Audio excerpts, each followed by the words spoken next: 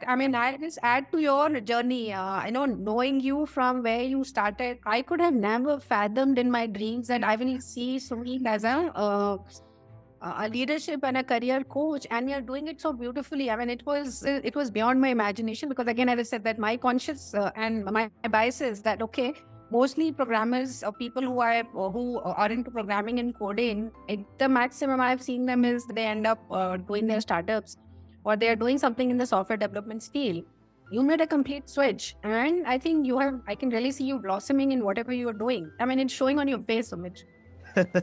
Thank you. Thank you for adding that, right? I want to add, right? Even I never planned or I never thought like when I was, and I've lived that life. I have lived like a life of chasing more money or bigger titles or like Yeah. doing a startup because like this person is doing a startup.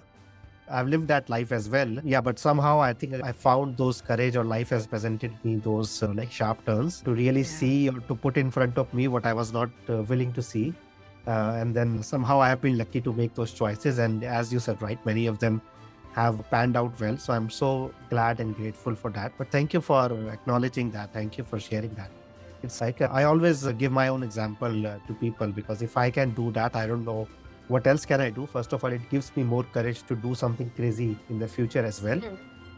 And then I share that, right? If I can do that, then what else can you do that you think right now is impossible for you?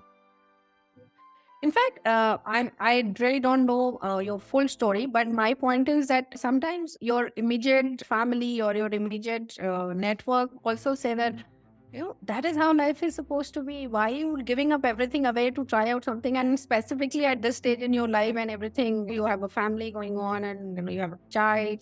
So I mean, you will find few champions who will say that, okay, no, go ahead and do it. But rest of the time, there are so many people who will say that, just don't do this because this is not the right time. If you want to do something like that, you should have done it 20 years ago or 15 years ago.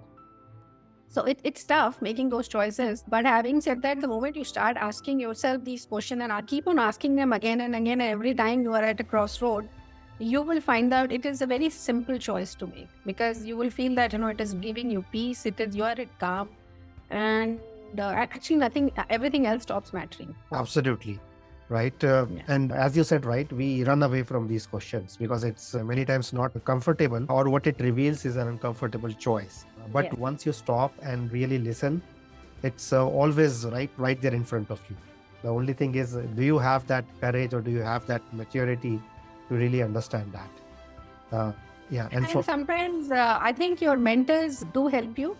So you should always have a circle of people or friends or mentors who can actually who are ready to become your sounding boards, and they do tell you that, okay, are you in the right direction or you're not? At least they can tell you that definitely what you're doing is not something what you're meant for. yeah, I think, and that's what I'm doing, right? That's like for me, that moment was when I lost my mother to cancer. That was 10 years ago. But she was always a rock for me. Like no matter what I do, she would like go out and say that you can do it. But at the same time, challenge me that do you really want to be doing that?